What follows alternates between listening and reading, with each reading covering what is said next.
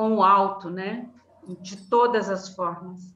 Então, vamos elevar nosso pensamento ao alto. Vamos desligar nossos sentidos dos ruídos externos, dos barulhos que vêm do mundo, e vamos olhar para dentro de nós mesmos, buscando nesse templo interior a divindade que por tantos séculos buscamos nos templos de pedra. Vamos olhar para esse templo interior que existe em nós, tal qual observadores, distinguir as luzes que temos mantido acesas dentro de nós e aquelas que precisamos acender.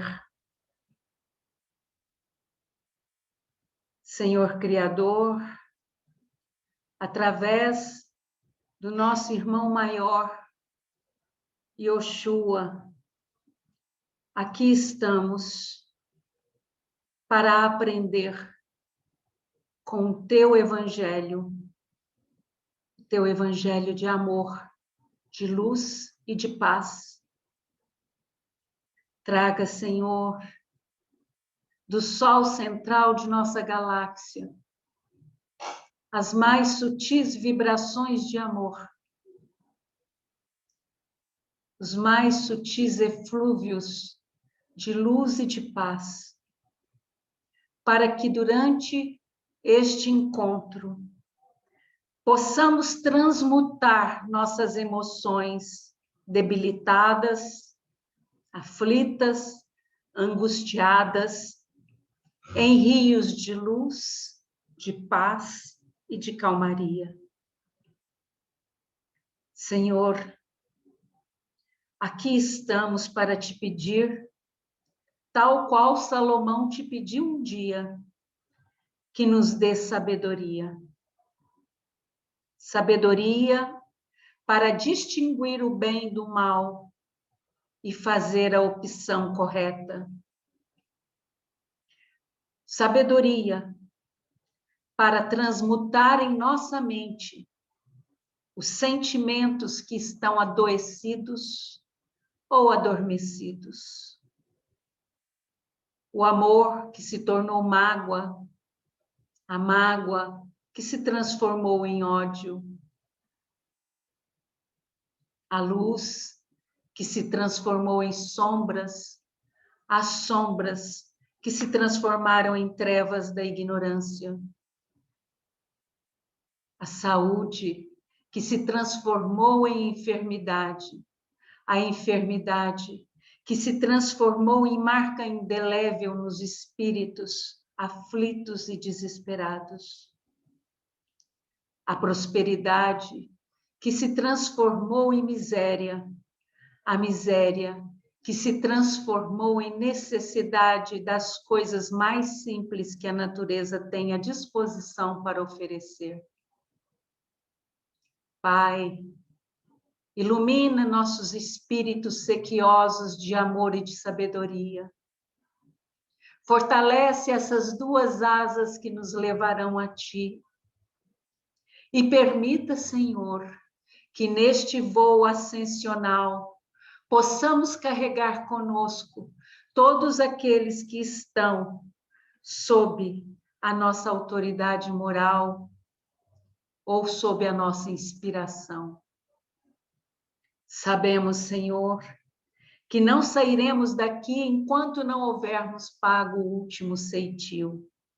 Mas permita, Senhor, que mesmo tendo quitado todas as nossas dívidas, possamos permanecer nesse planeta amado, a fim de auxiliar a todos aqueles que necessitam do nosso amor e do nosso amparo. Não nos deixe, Senhor, desprovidos da Tua misericórdia, da Tua infinita misericórdia, do Teu amparo, da Tua bondade e de todo o vosso amor. Despertai em nós, Senhor, o senso que fará com que as nossas consciências compreendam que dentro de cada um de nós existe a solução para todos os problemas, a luz que dissipa todas as trevas, a resposta para todas as perguntas, mesmo aquelas que ainda não foram formuladas. Mostra-nos, Senhor, o caminho para dentro de nós, para que possamos iniciar essa viagem tão longa, mas tão rica, a nossa derradeira viagem. Sê conosco, Senhor Criador, soberano absoluto. Sê conosco, Yoshua, o Mestre dos Mestres, Cristo de todas estas galáxias. Sê conosco, ó grandes mestres e avatares, que aqui na Terra estão para nos trazer a sua sabedoria e conhecimento. Que Maria Santíssima, nossa suprema consciência feminina, possa nos abençoar com seu desvelado amor e com seu manto de luz e paz, nos envolvendo a todos e trazendo aos nossos corações as beatitudes que tanto necessitamos. Que assim seja, graças a Deus. Maria Modesto Cravo.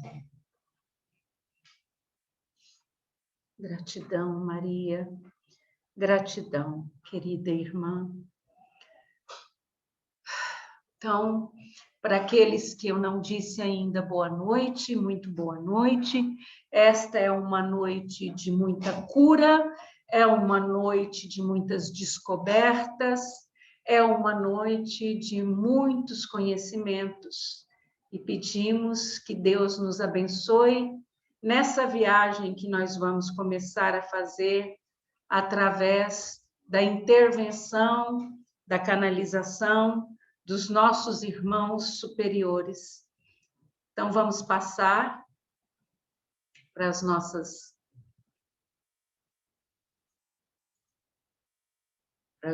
lâminas.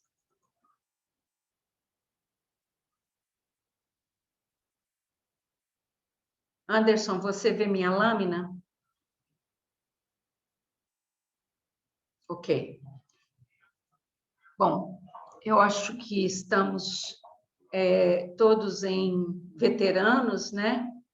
Então, não temos necessidade dos preâmbulos que a gente sempre faz na abertura desses estudos, lembrando apenas que nós estamos no capítulo 2, na parte 21, dualidade e polaridade, né? E que no último encontro eu trouxe 4 lâminas de resumo só para a gente poder recordar. Os opostos são apenas extremos de uma mesma escala. Na verdade, não existe os contrários.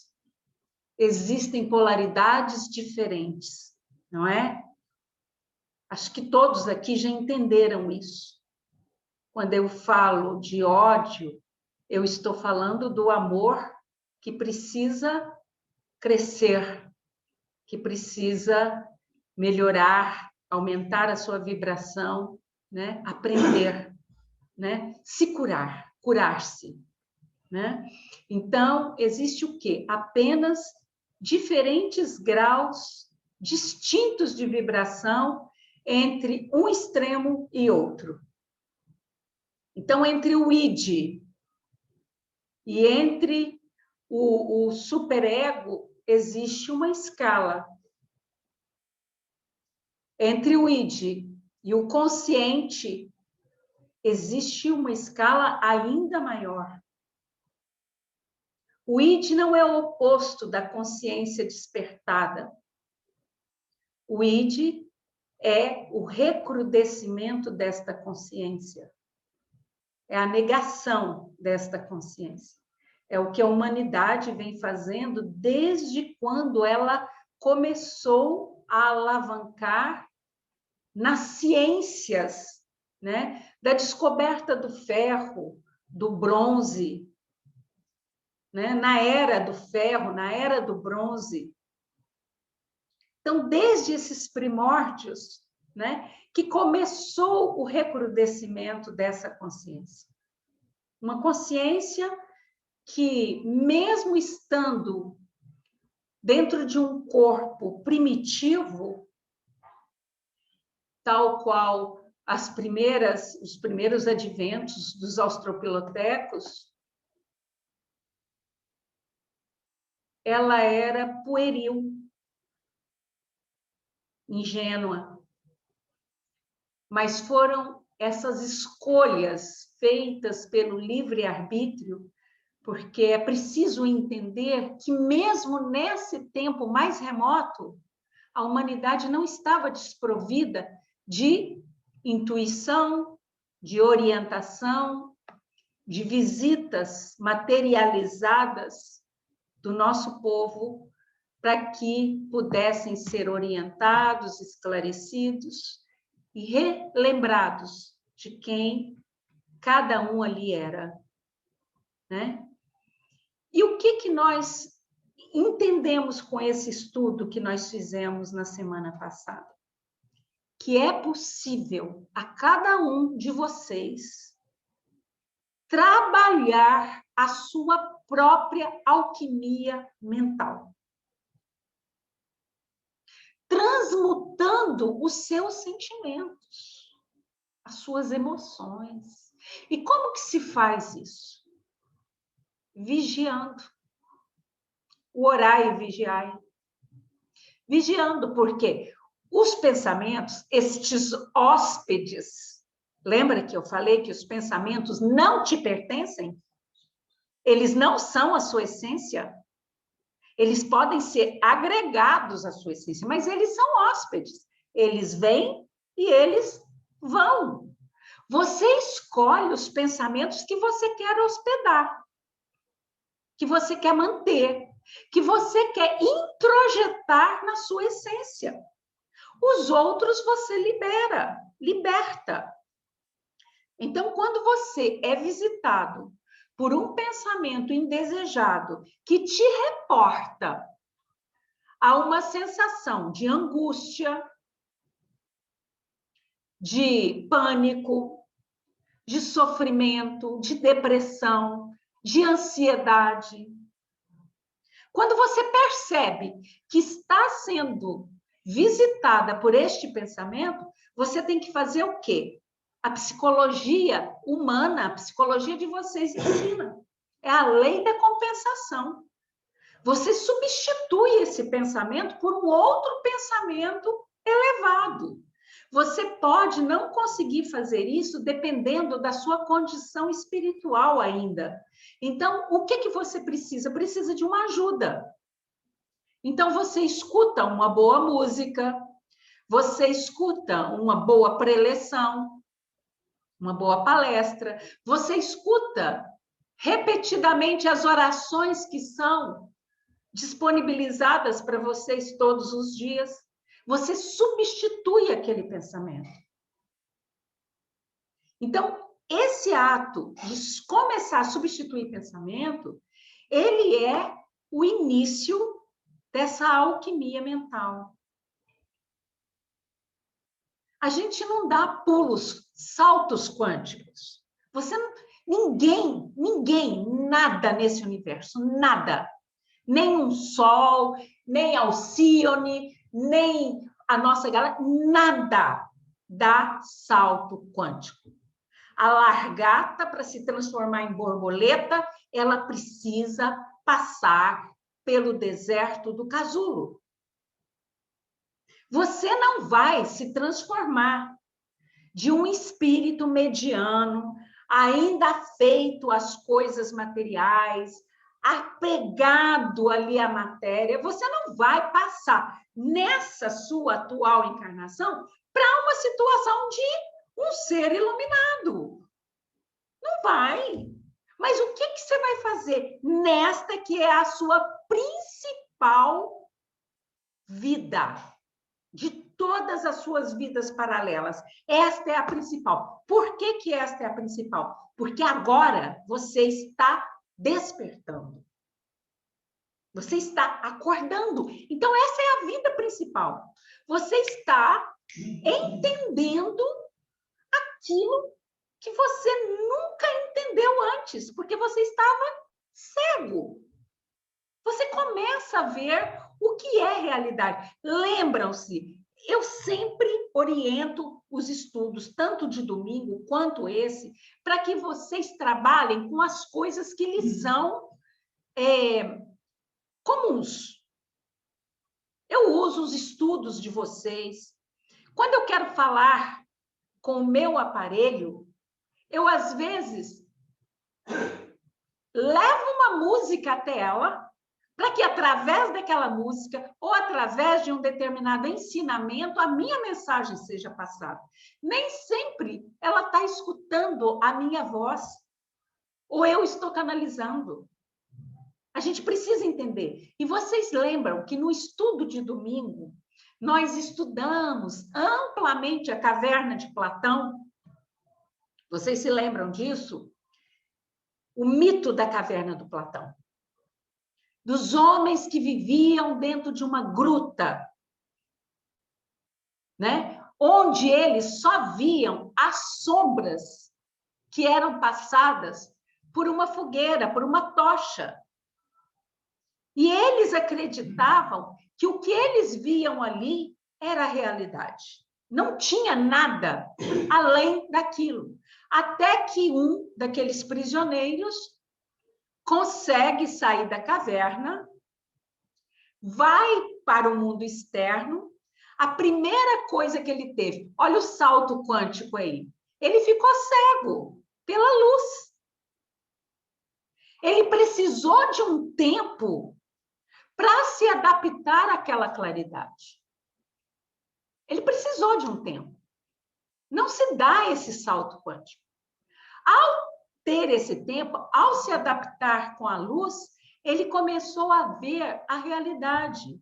Ele viu um mundo externo maravilhoso, rico em recursos, rios, mares, pôr do sol, nascer do sol, árvores, pássaros, animais, uma vida maravilhosa.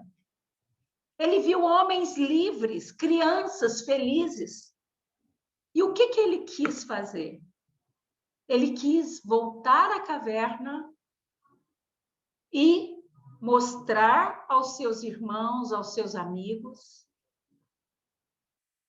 que aquela realidade que eles viviam lá era uma ilusão, era uma mentira. Mas o que que aconteceu?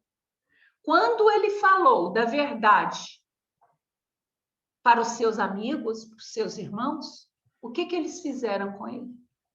Eles não acreditaram e o mataram, o martirizaram. É isso que a humanidade faz com todos aqueles que vêm para trazer a notícia de que essa realidade aqui, vivida por vocês, é a caverna de Platão. Eu só estou esperando, agora que minhas palavras estão sendo lançadas ao vento, como eu pedi, eu só estou esperando o momento de ser execrado,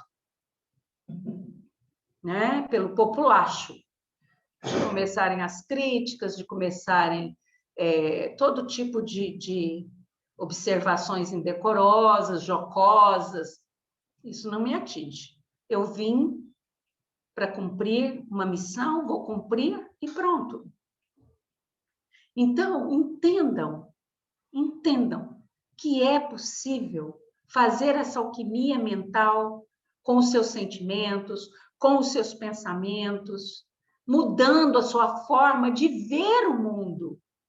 Vai se adaptando devagarinho à claridade do sol verdadeiro. Essa luz verdadeira é Yoshua. Ela é o sol verdadeiro. Ela é maior que Alcione, que é o sol no qual gira o seu sol. Para quem não sabe. A luz verdadeira, o sol verdadeiro é Yoshua. Vá se acostumando com essa luz, através dos ensinamentos que ele deixou aqui na Terra, que é uma fração diante de tudo que é real. Então, é preciso que vocês façam essa analogia.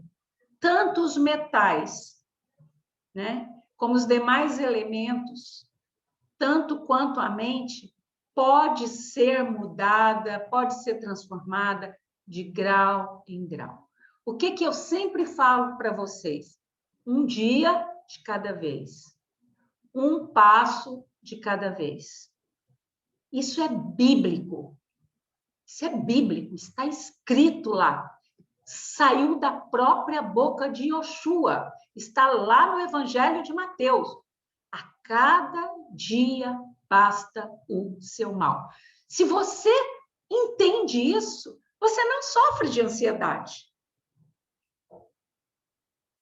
Você não fica ansioso. Você não tem sudorese nas mãos. Você não tem insônia, preocupado com o dia de amanhã, com o que vai acontecer amanhã. Quais são as respostas que eu terei amanhã? Quais são os resultados que eu vou ter amanhã? Por quê? Se a sua fé nesse sol é cristalina, esse sol te ilumina, te banha. Dá um passo de cada vez. Vive um dia de cada vez. Vive só o hoje. Porque o hoje é que é importante. O agora é essencial na sua vida. Vocês já pararam para pensar que há 5 minutos atrás era passado, é passado, e que daqui 10 minutos já é futuro? Viva o agora. Se concentre no agora, no hoje, no momento atual. E lembrem-se que o que faz deste mundo essa experiência bonita, essa experiência única, esse planeta abençoado, porque não há planeta tão bonito quanto a Terra nas proximidades, não há. Existem, claro, mundos safirinos, mundos feitos de brilhantes, de diamantes, mas estão muito distantes daqui. Esse planeta é um mundo maravilhoso. E o que faz desse mundo maravilhoso proporcionar uma experiência linda à humanidade que aqui vem aprender, e esse planeta se doa. Ele doa-se generosamente, o espírito deste planeta, Gaia, ele se doa em amor, ele se doa em recursos, para que a humanidade possa aprender que não existe antagonismo, que a natureza do homem será sempre dual. E foi por isso que vocês vieram de Capela, vieram das Pleiades, vieram de Andrômeda, vieram de outras estrelas, de outros mundos distantes. Não é para vocês negarem a dualidade, fugir dela, mas é para aprender com ela. Aprender, transmutar.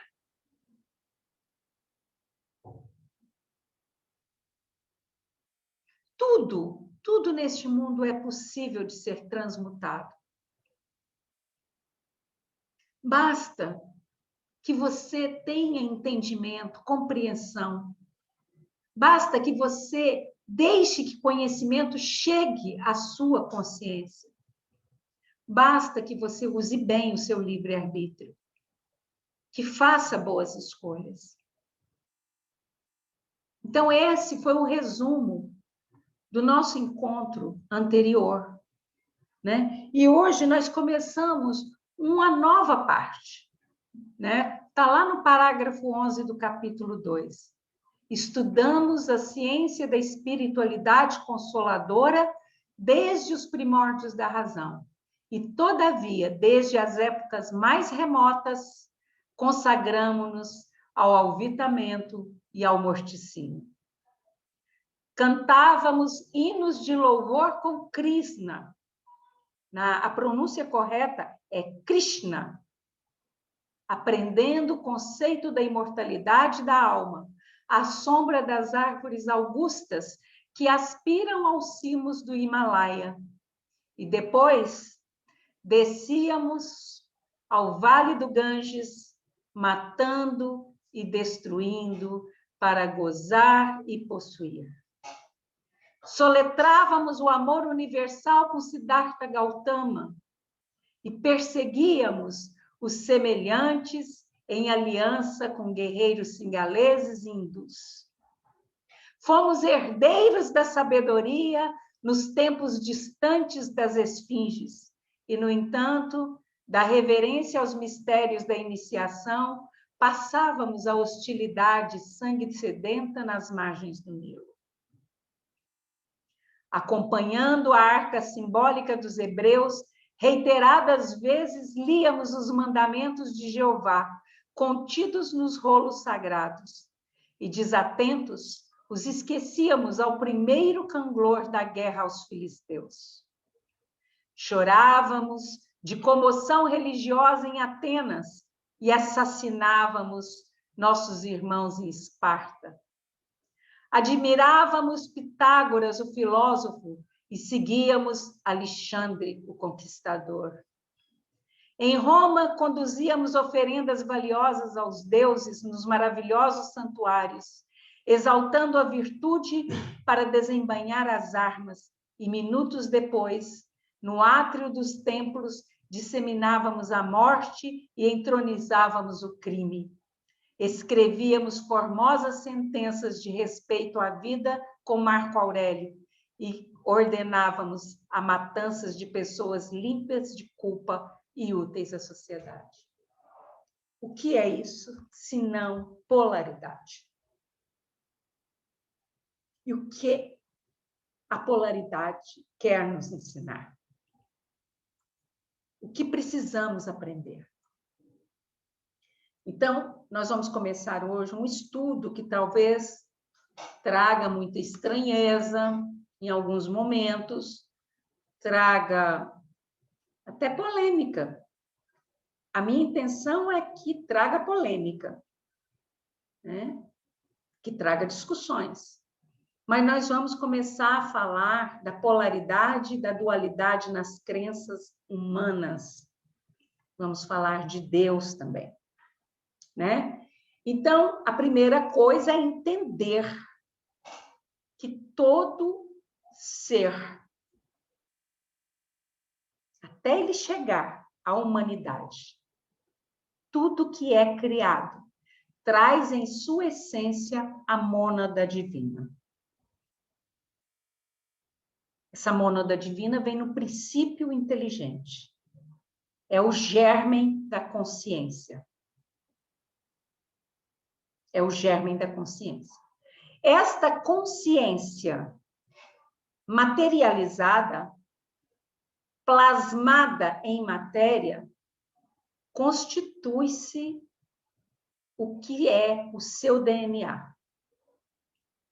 O seu DNA é a assinatura de Deus em você.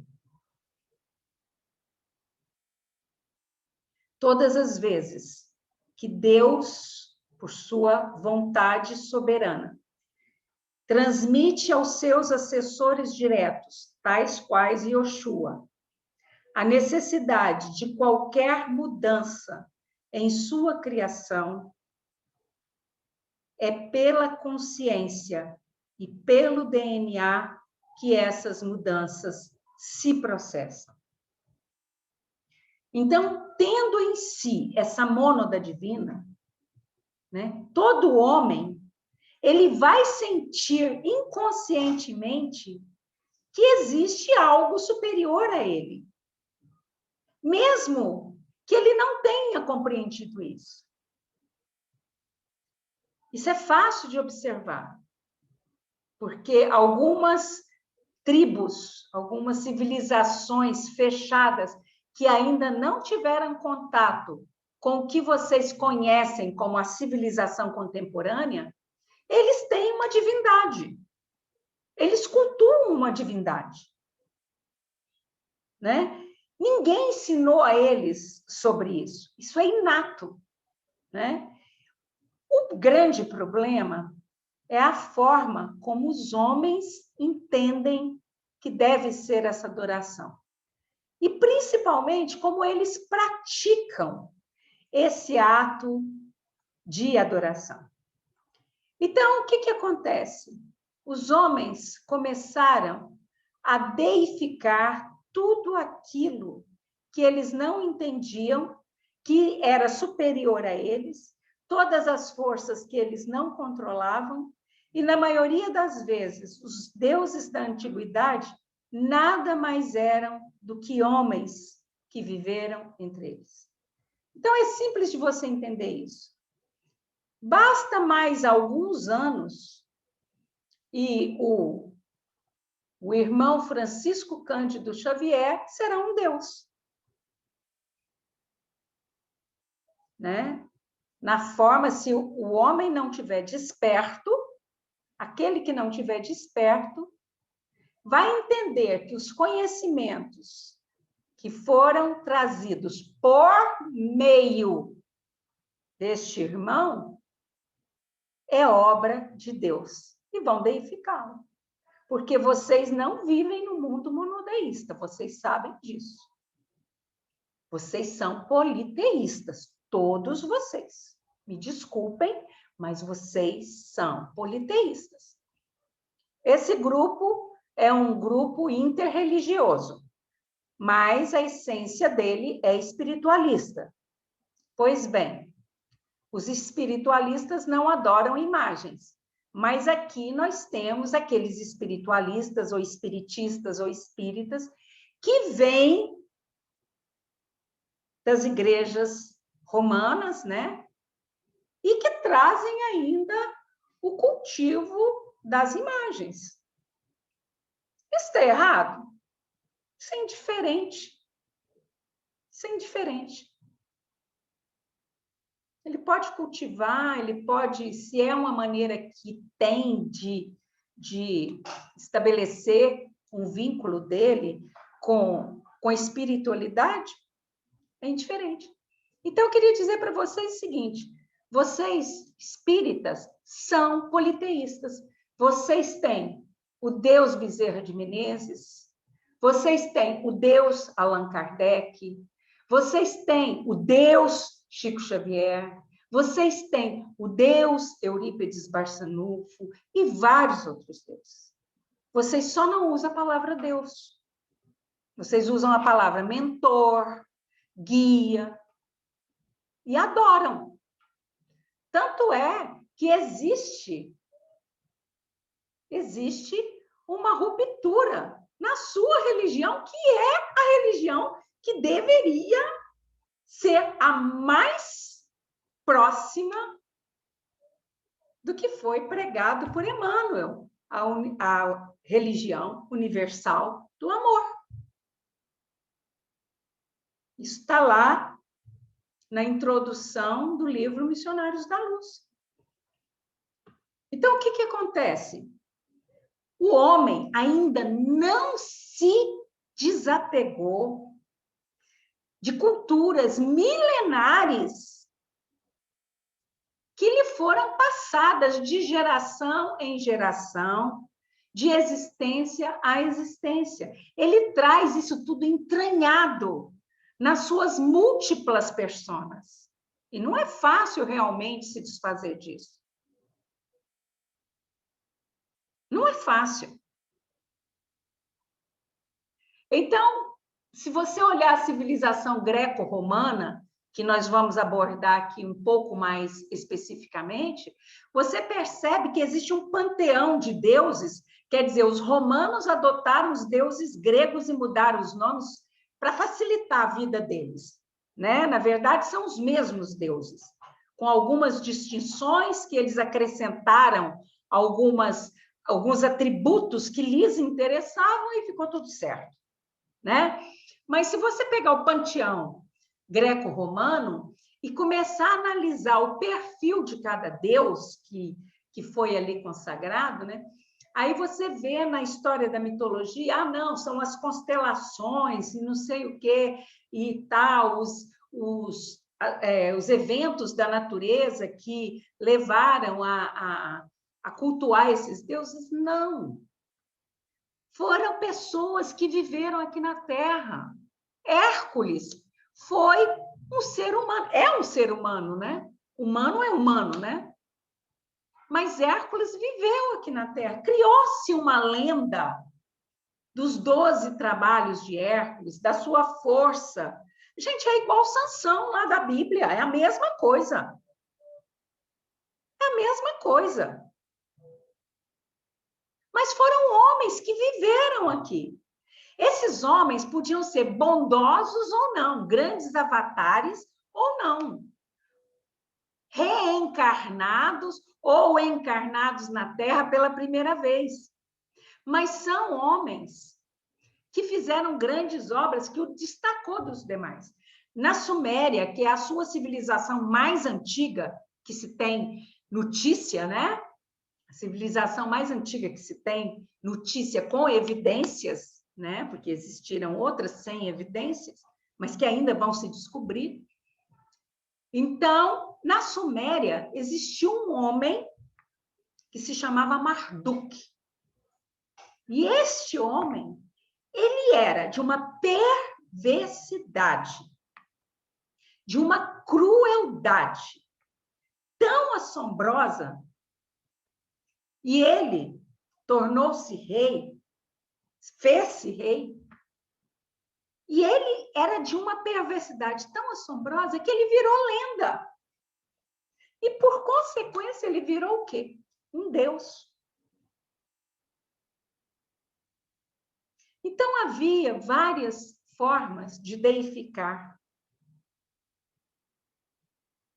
Os entes que vinham do espaço, né, em corpo físico, e que tentavam trazer os conhecimentos, porque é possível falar a língua de vocês através de aparelhos, né?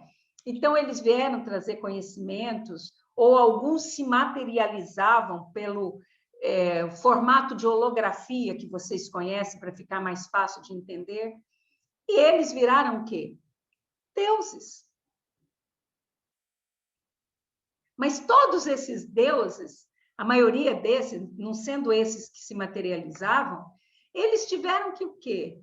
Se submeter às leis físicas do planeta Terra, nascer de uma conjunção carnal e cumprir todas as etapas que um corpo físico deve cumprir no seu mundo, né?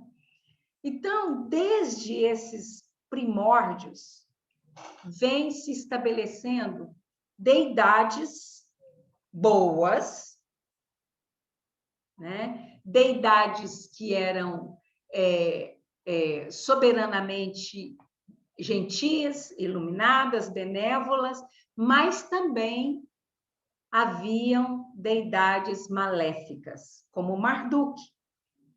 E haviam deidades que jogavam em qualquer time, como Júpiter ou Zeus.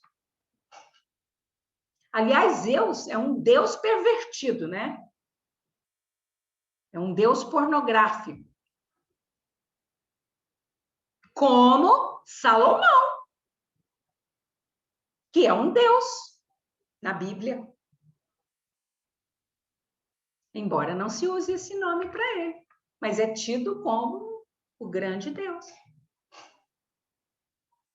Leiam os Cantares de Salomão. Diga se eu estou exagerando.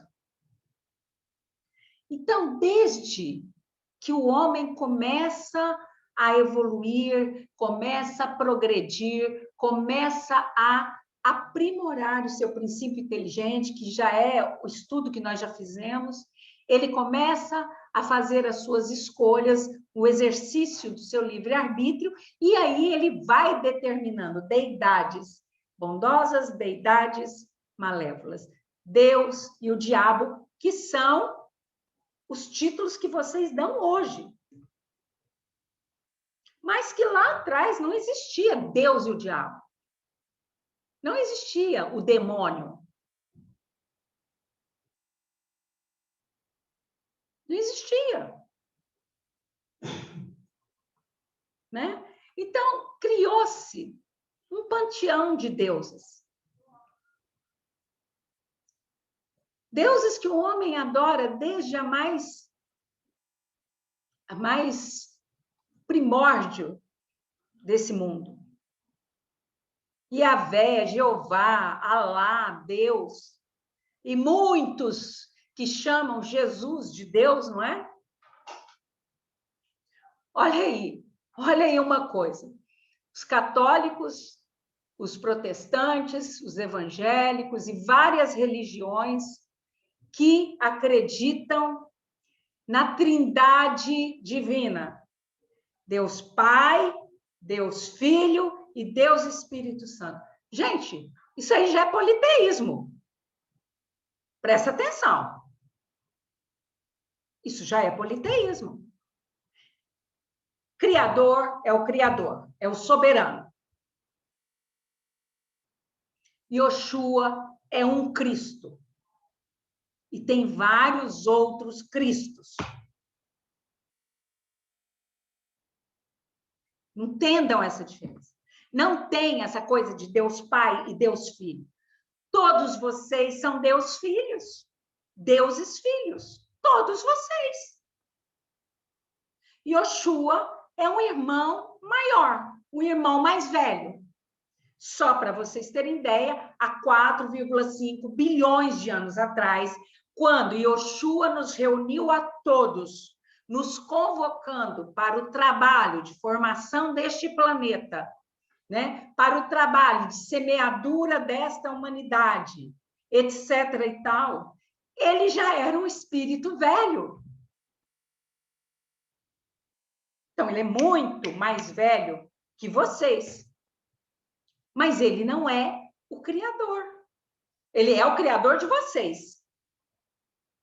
Por vontade do Criador Supremo.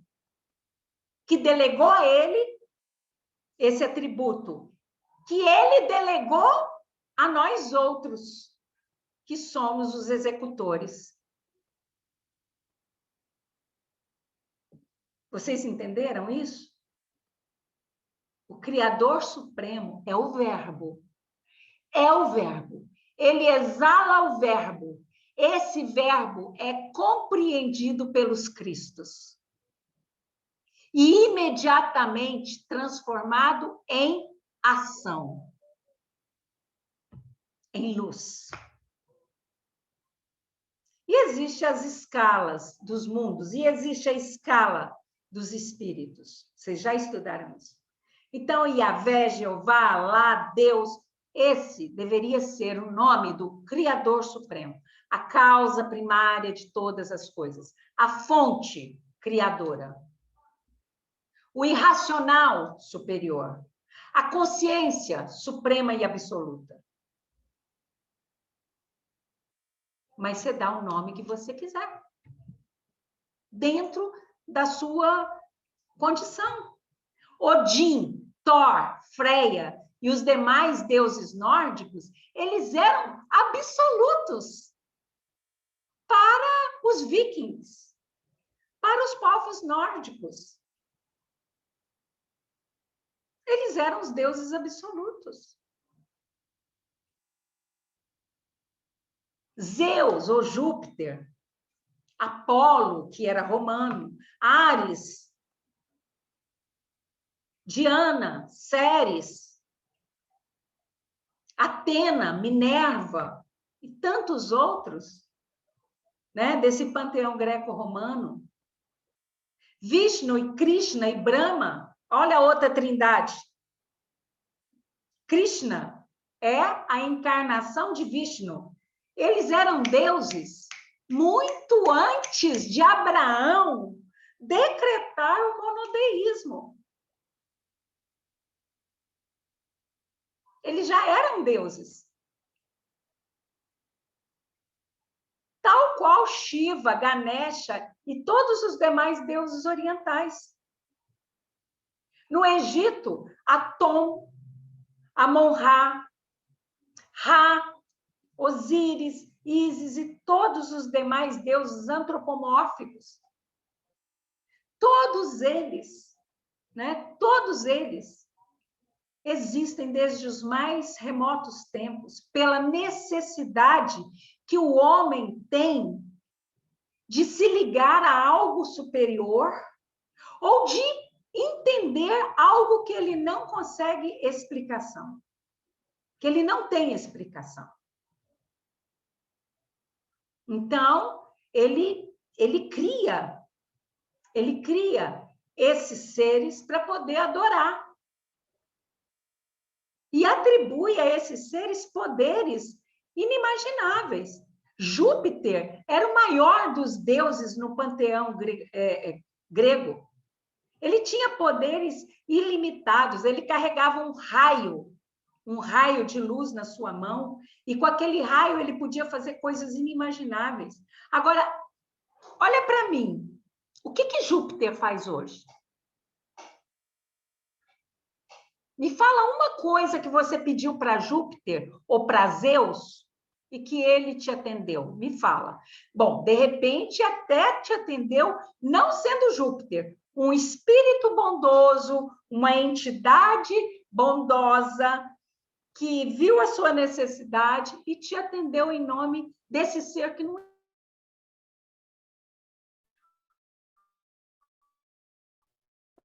ou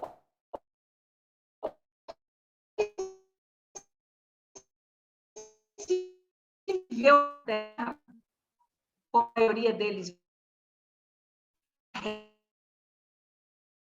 creem.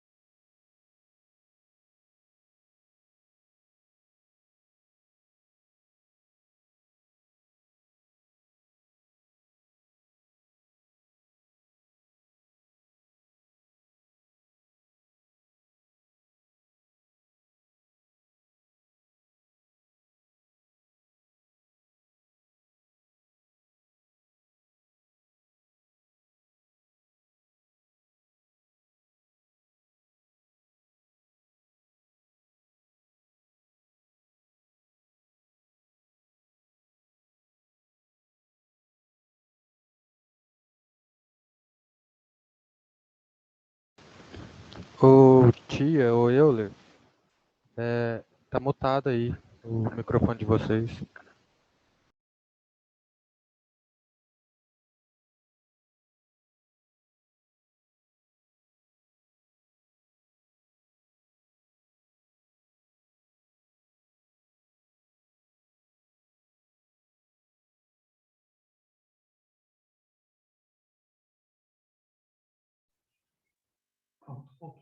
Agora vocês estão me ouvindo? Então, o que eu estava dizendo é que os homens foram criando deuses para todas as suas necessidades. Havia necessidade de um deus para a agricultura, era Ceres. Um deus para a caça, era Diana. Um deus para a sabedoria, era Minerva. Um deus para a guerra, era Ares. E havia deuses para todas as necessidades.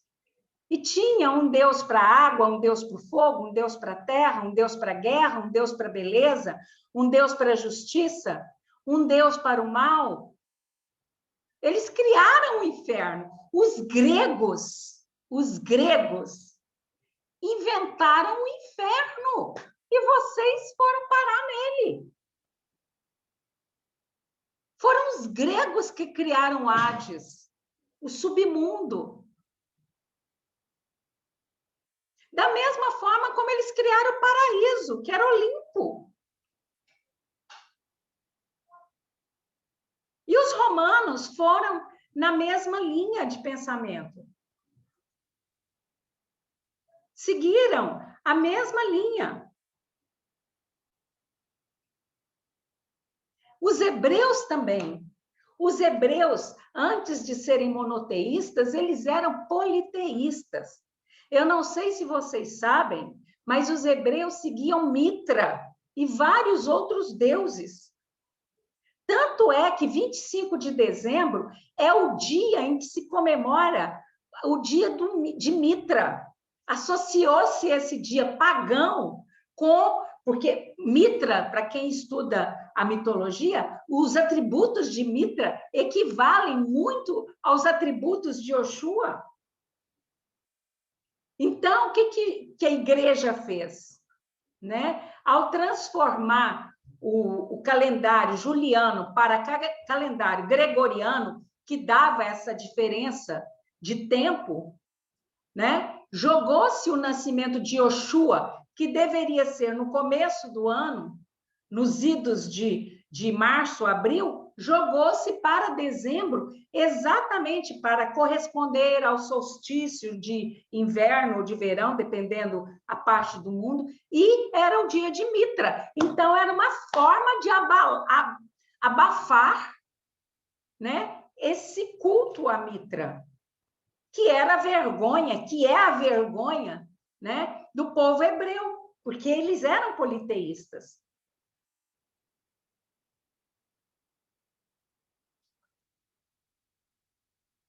Então, o panteão dos deuses, né, dos deuses greco-romanos, né, vocês falam tanto em Mercúrio, né, o mensageiro dos deuses, né?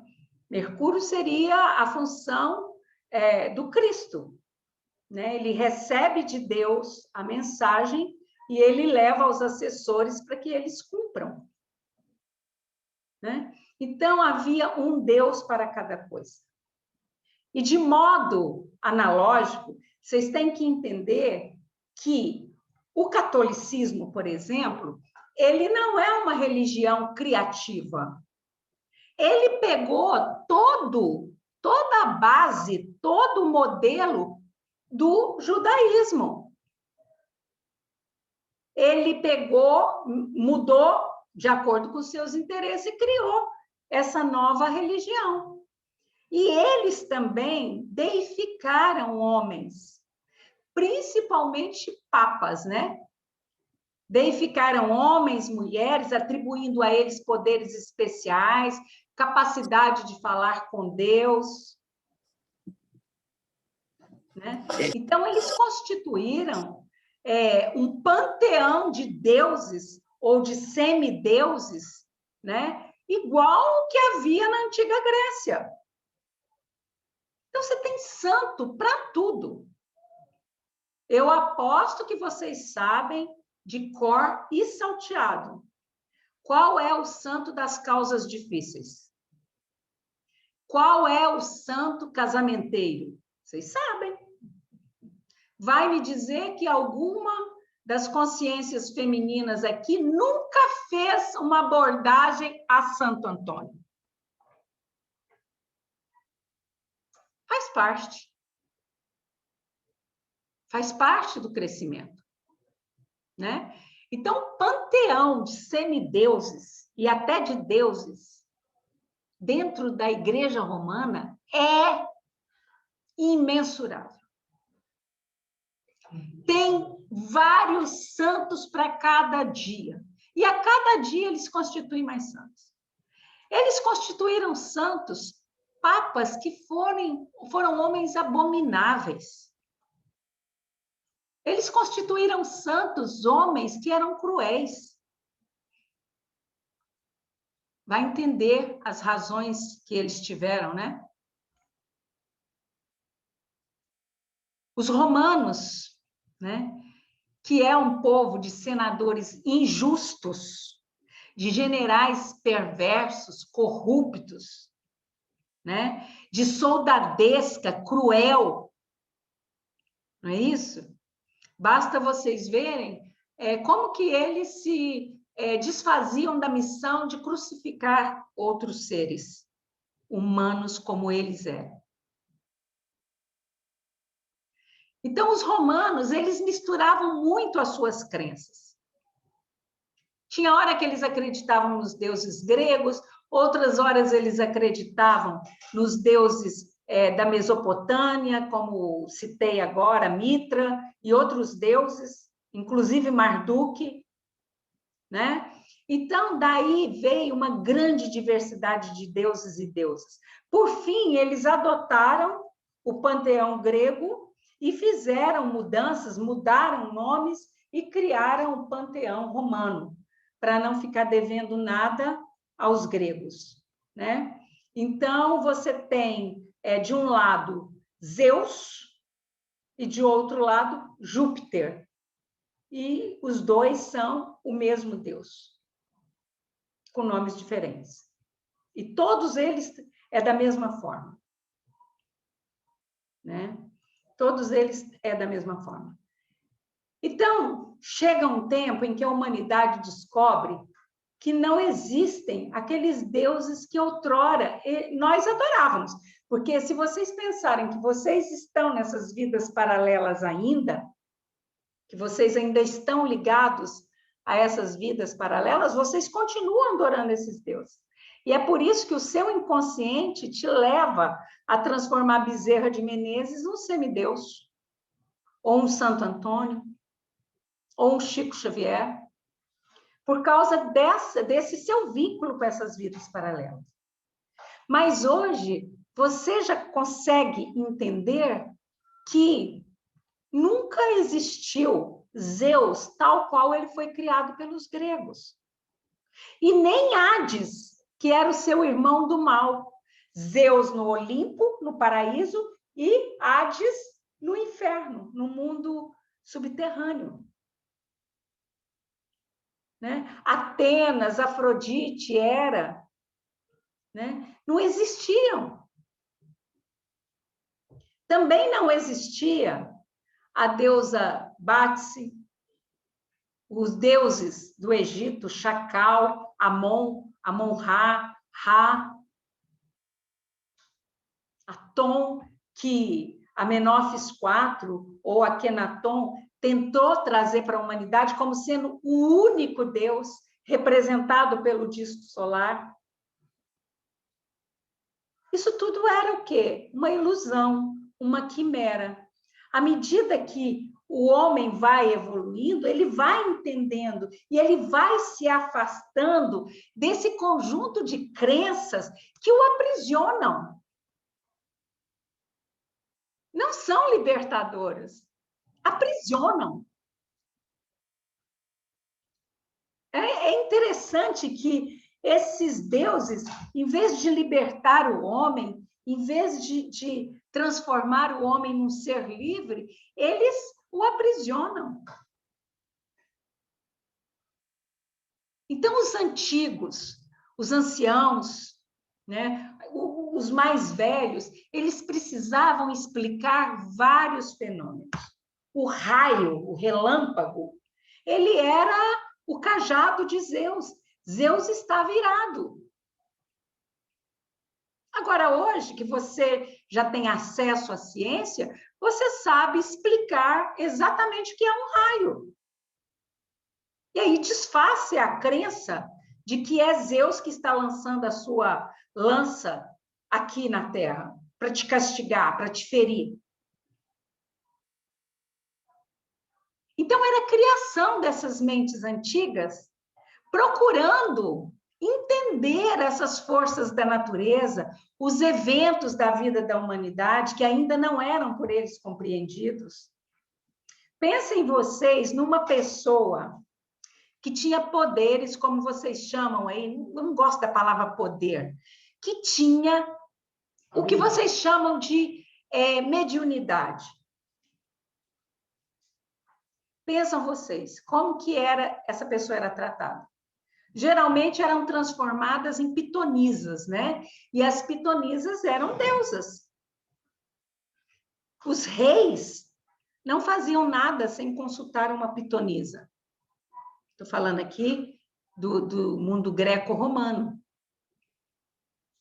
né? Então, elas eram transformadas em deidades.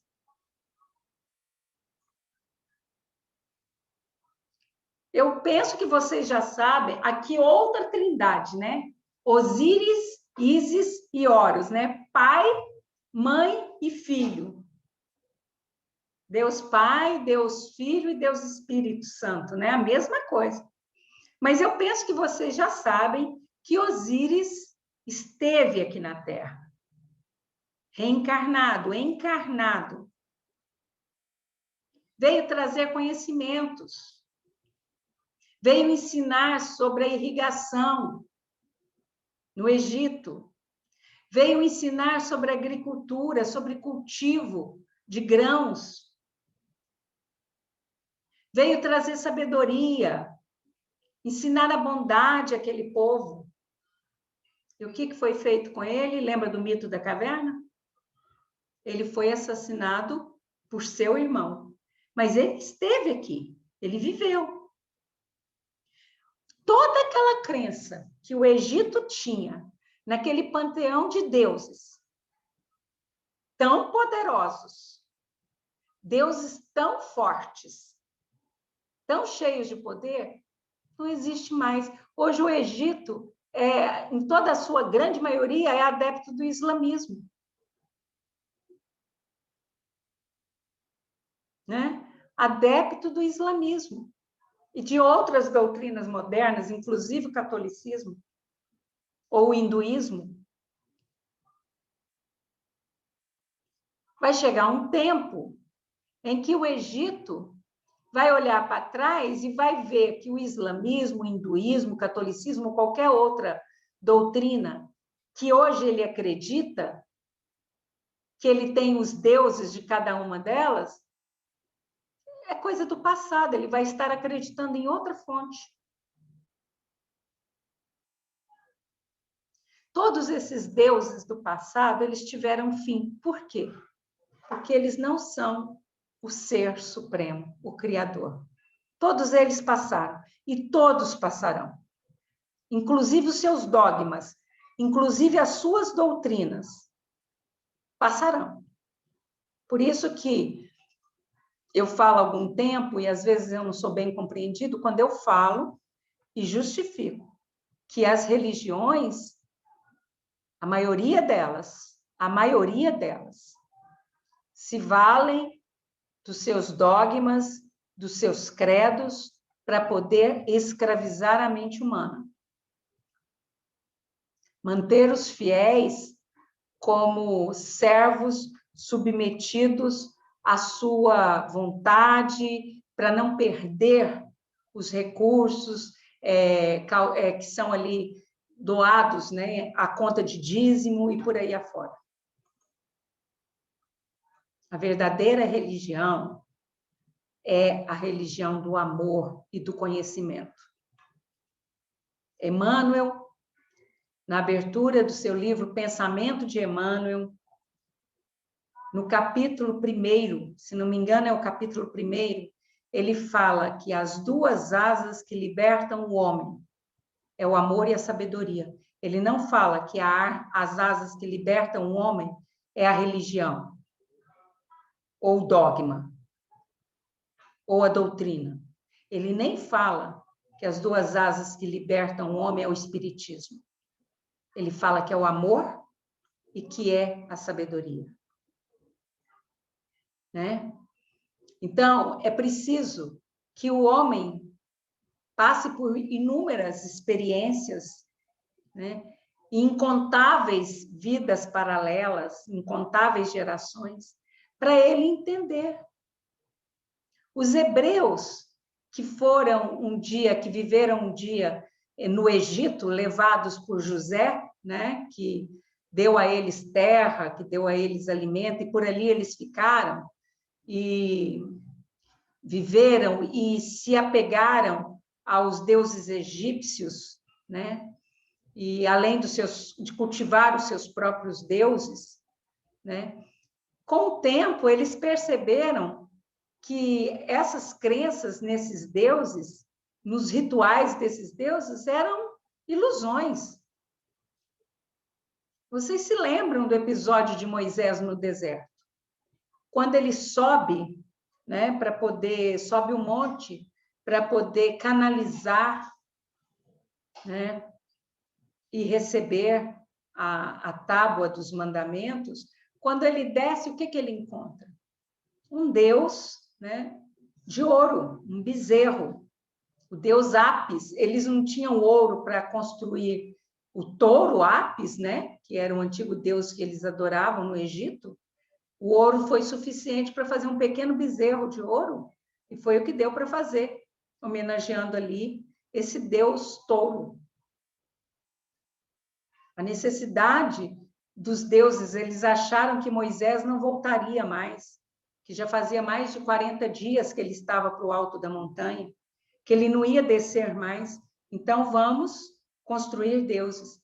Essa imagem aqui, eu pedi que o meu aparelho localizasse alguma coisa relacionada à Mitra, ela não encontrou algo mais claro, então trouxe aqui essa imagem, que é para vocês entenderem, verem, né, a semelhança dele com os próprios deuses greco-romanos, que depois adotaram os atributos desses antigos deuses, porque Mitra é anterior ao panteão greco, né? E aí? Aí vem o judaísmo, né? Que surge a partir da luta de Ben-Hur, de Judá Ben-Hur. É aí que surge o judaísmo como religião.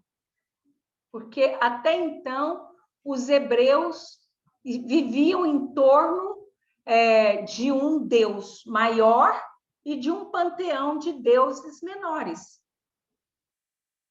Essa coisa que mostram para vocês nos filmes, na literatura romanceada, de que eles adoravam somente Deus como ser único, isso é balela. Isso é história, né? Eles eram politeístas, mas eles tinham um tipo de politeísmo em que eles consideravam a existência de um Deus superior a todos os demais. Mas foi com o advento de Ben-Hur, né, e na sua batalha contra o politeísmo romano, né, que aí surge, é a base do judaísmo. Né? Então, uma coisa aqui da Trindade, a gente volta na Trindade, né, para a gente entender que a luta de Ben-Hur naquela época já era para mostrar ao seu próprio povo. A luta dele não era para convencer os romanos da sua crença, mas para mostrar ao seu próprio povo que não se divide um Deus, num Deus maior e deuses menores, num Deus Pai, num Deus Filho, num Deus Espírito Santo. Porque isso já é politeísmo. Um politeísmo camuflado, mas é politeísmo. Né? E aí vem o cristianismo nascente. Nós vamos parar o nosso estudo nessa parte, porque nós temos muita coisa para falar sobre esse tema, entrar com mais interesse na polaridade, né, que vai existir dentro desse... Onde que eu quero chegar com esse estudo aí dos deuses, de Deus, para mostrar para vocês essa grande polaridade que tem, né, desde muito tempo, né? Mas a gente sabe que o cristianismo ele adota alguns dos principais tópicos do judaísmo. Ele copia, na verdade, né? E aí eles alegam, né? Os judeus estão esperando pelo Messias ainda, não acreditam que Yoshua tenha sido esse Messias, né? E os cristãos não. Eles alegam que o Messias já veio, que ele é Yoshua e que ele já está voltando, enquanto os judeus ainda continuam esperando a sua primeira vinda, né? Então, depois, apesar de todas as lutas travadas pelo cristianismo, tem aí o advento dos templários, que vale a pena conhecer, né? A crença dos templários na defesa dos ideais cristãos e que, no entanto, também foi um grande engano, se perdeu no meio de ideais tão bonitos, né? Como sempre acontece, se perderam. E mais adiante, depois do advento do Cristo, na Idade Média, vem uma outra doutrina religiosa que não tem Jesus como seu principal profeta, muito menos vê Jesus como salvador da humanidade, acredita num único profeta, que é Maomé, não admite nenhuma outra divindade de qualquer outro ser, né, na dimensão celestial, além do Criador e de Maomé. Só tem eles dois. Né? Criador e Maomé. E hoje, essa religião não existia antes de 622 depois de Cristo. Hoje é uma religião que está criando raízes profundas no mundo. E olha que, apesar de ter todo um arcabouço maravilhoso, muitos a interpretam de maneira equivocada, pregando a violência. Então, é preciso separar o joio do trigo. O profeta Maomé e o Cristo. 2 profetas importantes para cada tipo de crença.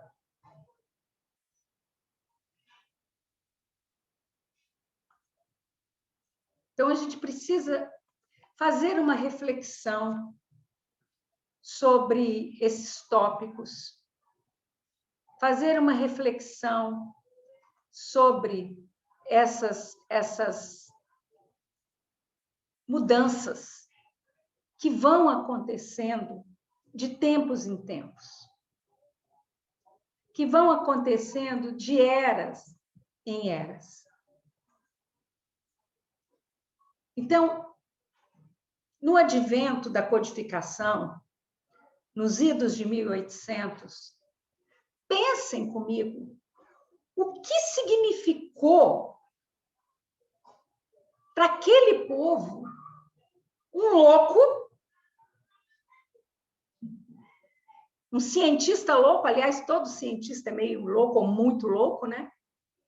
Um louco dizer que os espíritos falam, que os seres invisíveis se comunicam, trazendo provas irrefutáveis do que ele estava falando. Olha o estranhamento de pessoas que chegaram até os idos de 1800 com algumas crenças bem arraigadas: cristianismo, judaísmo, islamismo, hinduísmo, com crenças bem arraigadas. E aí chega e muda esse cenário. Agora, observem que não há um salto quântico. De 1800, somente agora, recentemente, é que tudo isso se tornou normal. E mesmo assim não é muito normal. Se tornou aceitável. E aí vem uma outra louca, canaliza um outro ser e traz uma outra dimensão para vocês. E traz provas irrefutáveis. Para que eu pudesse estabelecer com ela essa relação de íntima confiança, de total confiança, onde ela se submeteu a algumas exigências e eu cedi em alguns aspectos para que tornasse esse contato viável para ela e para vários de vocês já tiveram provas materiais disso que nós estamos falando. E vão ter cada vez mais, cada vez mais, cada vez mais. Porque nós não estamos aqui, conforme nós falamos, criando outros deuses e nem outra religião. Nós estamos aqui num processo de compreensão, de entendimento. Nós estamos aqui tentando sair para fora do ovo, tentando sair da caverna de Platão. Já nos contaram, Kardec já nos contou, através do Pentateuco e através de tantas obras subsidiárias sérias, vocês ficam lendo aí qualquer coisa, prestem atenção. Mas Kardec voltou na caverna e nos disse que existe uma realidade lá fora, que aqui dentro da caverna é ilusão. Nós não acreditamos em Kardec. Nós renegamos. Mas agora, nós estamos começando a olhar para fora e ver que existe algo além do que eu posso entender, do que eu posso compreender. Eu estou começando a olhar lá fora. E isso é devagar. Tem gente que me pede, por que vocês não vêm com todas as naves, não param sobre as grandes cidades, não estabelecem um contato direto? O que nós vamos causar? Pânico, caos. Nós estamos aqui para o despertar, é para pegar o que o Kardec trouxe e colocar na prática, ampliando, potencializando os conhecimentos que estão lá no Pentateuco. Então, nós vamos potencializar isso, vamos ampliar isso. De forma que vocês tenham um conhecimento amplo e que possam fazer, aí sim, vocês estarão fazendo escolhas conscientes. E vocês responderão por essas escolhas, porque vocês já estão despertos, ou estão despertando. Vocês podem sair do meu grupo, vocês podem deixar de seguir a religião que vocês seguem, mas isso que eu estou falando vai sempre ressoar na consciência de vocês. Porque eu estou plantando a semente da dúvida. Eu estou plantando em vocês a semente do questionamento, da reflexão. Eu quero que vocês reflitam. Eu quero que vocês pensem. Eu sei que amanhã o Marco Antônio vai pegar vários pontos que eu falei aqui hoje e vai pesquisar, porque é da natureza dele. E é isso que eu quero que vocês façam, que pesquisem, que questionem, que reflitam. Não aceitem as minhas palavras como um prato feito. Vão atrás de informações. Essas informações que eu trouxe para vocês, para serem viabilizadas, foram 2 dias de intensos conflitos com o meu aparelho, porque ela não conseguia entender o que eu precisava que ela disponibilizasse. Nossa irmã Olenita está mostrando uma nave que ela está conseguindo captar. Então, foram 2 dias de intenso conflito, até que hoje, à tarde, eu direcionei ela para um artigo científico e ela, aí sim, ela conseguiu entender. Né? Então, é isso. Eu sei, querido Marco, que você pesquisa para esclarecer. Isso é muito bom. Isso é muito bom. É bom, é útil. Né? Isso é o que eu gostaria que todos fizessem. Então, é isso que eu trouxe para vocês hoje. Enquanto eu falava, um grupo assessorado pelo nosso companheiro Hans visitou cada um de vocês. Nós temos ciência dos conflitos internos, porque vocês estão saindo um pouco da crise financeira, da crise de relacionamento, vocês estão no processo da crise existencial. Muitos de vocês se questionando, um dia estão ótimos, um dia estão felizes, estão alegres, estão cantando, no outro dia estão questionando, né? Se vale a pena, se o que vocês estão fazendo está certo, se o caminho que vocês estão seguindo é o correto, se vocês estão agindo corretamente, e aí vocês começam a criar uma série de conflitos internos e começam a padecer, porque tudo que é gerado aqui reflete no corpo físico. Né?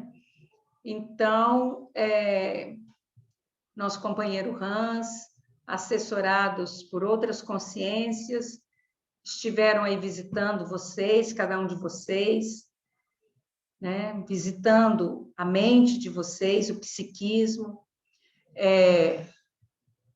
encaminhando algumas consciências que estão na mesma frequência que a mente de vocês. Parem de chamar essas consciências de obsessores. É muito pejorativo e coloca eles num patamar muito inferior. Muito inferior. Isso é caridade. Né? Então, essa equipe encaminhou algumas dessas consciências que estão aí na mesma frequência vibracional das suas mentes né? Orientando, direcionando para as devidas dimensões. E eu tenho certeza que vocês vão se sentir melhores ao término desse trabalho, né? E depois eu vou pedir, em outro momento, que o meu aparelho converse com o nosso querido companheiro Henrique Ribeiro, para que a gente estabeleça alguma forma, querido, de te enviar um áudios que eu quero selecionar, para que você possa fazer aquele trabalho que nós fizemos, uma proposta para você dentro do seu tempo, dentro daquilo que é possível, tá certo? Então, eu vou pedir para ela entrar em contato com você, ela grava o áudio e te envia, e você faz o trabalho que deve ser feito, tá certo? Alguém quer falar alguma coisa? Porque nós temos 2 minutos. Se alguém quiser falar, 2 minutos é muito tempo, é uma eternidade, né? É uma eternidade. Então, vamos fazer o nosso encerramento, né? Eu vou passar a palavra para o nosso aparelho e nos encontramos no próximo domingo, na próxima quinta-feira, com a bênção de Yoshua e do Supremo Criador. Recebam um abraço fraterno e a nossa parceria, embora tenhamos esse nosso jeito meio rústico de falar, mas nós temos um coração de verdade em que cabem todos os companheiros e companheiras que nos procuram orientação. Temos o maior carinho em transmitir a todos vocês aquilo que nós temos conhecimento, aquilo que nos é possível passar. Paz e luz e câmbio final.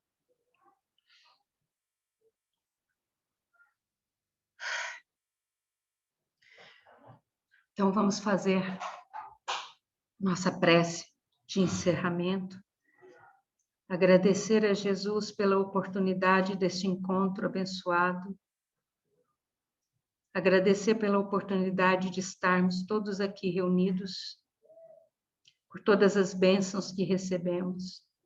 Agradecer pelo privilégio de termos entre nós esse querido irmão das luzes, esse querido irmão das estrelas, que desveladamente vem nos trazer os seus conhecimentos de forma didática, de forma simples, para que possamos relembrar, como ele me disse hoje à tarde, o que eu faço não é ensinar nada, mas relembrá-los daquilo que vocês já sabem. Então, que estejamos todos abertos para esse ato de recordação, esse ato que nos leva pela consciência desse ser superior e que nos faz relembrar de verdades que jazem esquecidas na nossa mente adormecida pelas ilusões do nosso tempo. Com a oração que Jesus nos ensinou, nós damos por encerrado mais esse encontro fraterno. Pai nosso que estais nos céus, santificado seja o vosso nome. Venha a nós o vosso reino. Seja feita a vossa vontade, assim na terra como no céu. O pão nosso de cada dia nos dai hoje. Perdoai as nossas ofensas, assim como nós perdoamos a quem nos tem ofendido. Não nos deixeis cair em tentação, mas livrai-nos da prática de todo o mal, porque teu é o reino, o poder e a glória para todos sempre. Que assim seja. Amém. Vamos agora elevar nosso pensamento a essa consciência cósmica feminina que tanto nos auxilia, que tanto nos ajuda, que traz o seu amor desvelado todos os dias para a humanidade, trazendo paz e esperança aos homens que sofrem. Ave Maria, cheia de graça, O Senhor é convosco, bendita sois vós entre as mulheres. Bendito é o fruto do vosso ventre, Jesus. Santa Maria, Mãe de Jesus, rogai por nós, os pecadores, agora e na hora de nossa morte. Amém. Rogai por nós, Santa Mãe de Jesus, para que sejamos dignos das promessas de Cristo. Que assim seja, graças a Deus. Então, muito obrigado a todos vocês por mais uma vez permanecerem conosco nessa odisseia que nós empreendemos, né, nessa viagem em busca de conhecimento, em busca de paz, em busca de amor, que tenhamos alívio para os nossos corações, que tenhamos uma noite de tranquilidade, de paz, de serenidade, que possamos ser abençoados por essa espiritualidade que nos visita e que possamos nos encontrar no domingo bem mais dispostos, bem mais animados, bem mais tranquilos, porque somos seres eternos, Deus é nosso Pai, não somos órfãos, né?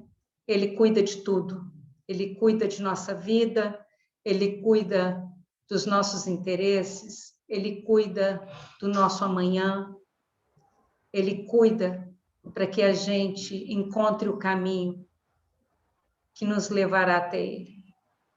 Então, muita paz e muita luz para todos vocês. João Pedro, eu não esqueci da sua resposta, viu? Eu vou passar ela para você no privado, tá?